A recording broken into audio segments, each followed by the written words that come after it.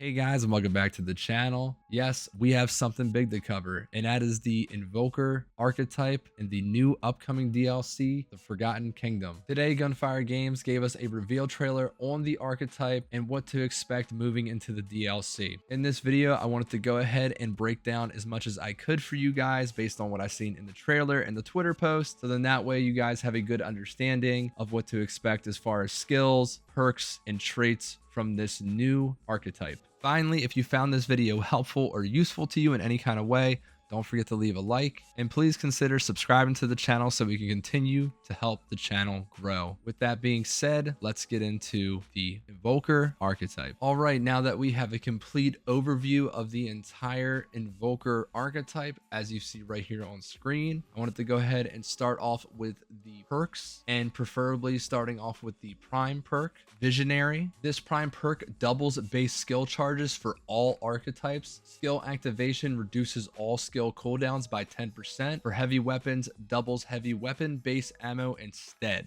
Now, we had the Visionary Prime perk in the trailer, but we did not have any of the other perks in the trailer with it, explaining what they do. But luckily, we got another Twitter post from Gunfire Games explaining what the other perks are, and they go as follows. Entranced, damage perk. Increase skill damage by 30%, elemental damage by 15%, and skill and elemental critical chance by 5%. Damage increases with invoker level. Communion, team perk. Reduce skill cooldown by 1% and heals 2% max health once every 3 seconds for allies while an invoker skill is active. Mind and body, utility perk. Increases movement speed by 5% and damage reduction by 5% while an invoker skill is active. Soothsayer, relic perk. On relic use, extend the duration of active invoker skill by 20% of the base duration. Cannot exceed base duration. Relic use speed increased by 25% while invoker skill is active. Man, just reading those perks just makes me think that we're just going to be able to keep spamming skills for a long time, doing as much damage as humanly possible, healing our allies, and extending the duration of any other skills that we got. So it sounds like just a constant flow of never-ending skills from the Invoker archetype. We now move on to the Invoker's archetype trait, which is Gifted, and that increases skill duration by 30%. So you thought before you had more skill duration? Well, guess again, because this trait also gives you skill duration. Now moving on to the skills.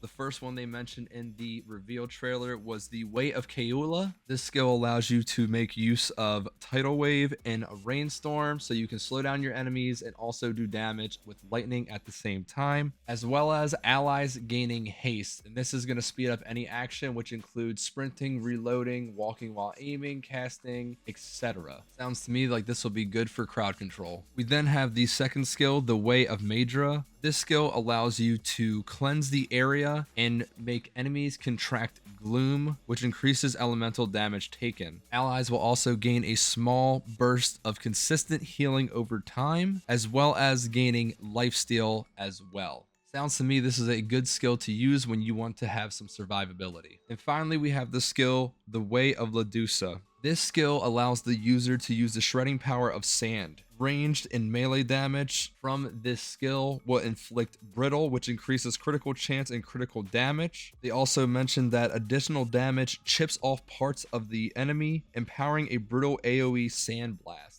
This skill to me sounds like it's built for damage. So yeah, I think if you look at all the skills combined, you got your crowd control, you got your healing and survivability, and you also got just outputting damage. So yeah, I would say this is definitely a hybrid archetype. It has the best of all worlds. Finally, I wanted to go ahead and take a look at the weapons that were shown off in the trailer, which was this crossbow right here and the staff melee weapon, which you'll see in the screenshots right here. Now, I'm not sure exactly what they do. They didn't go into any explanation on these weapons in the trailer, but I'm sure that it is somehow linked to the archetype in a way, just like we've seen with other archetypes in the past. So if anyone has any additional information on these weapons, please let me know in the comments section. I'd like to know more about them. If not, I guess I'll just have to wait until the DLC comes out, which is not that far off. the comment section. Also, let me know what you guys think about all the new stuff with the archetype as a whole. Sounds like it's really well rounded and it'll match up with a lot of archetypes that we already have. Yeah, definitely comment on that and let me know what your thoughts are basically on everything that I touched on. With that all being said, I basically went over everything that I could pinpoint and touch on as far as perks, skills, and traits for the archetype. If you found it helpful to you, again, like I said in the beginning, don't forget to leave a like on the video and please consider subscribing to the channel to help me reach my goal of 500 subscribers. I would heavily appreciate it. Let's keep growing the channel and let's keep getting these videos pushed out for you guys. All right. With that all being said, I appreciate you for watching and I'll see you on the next one. Peace.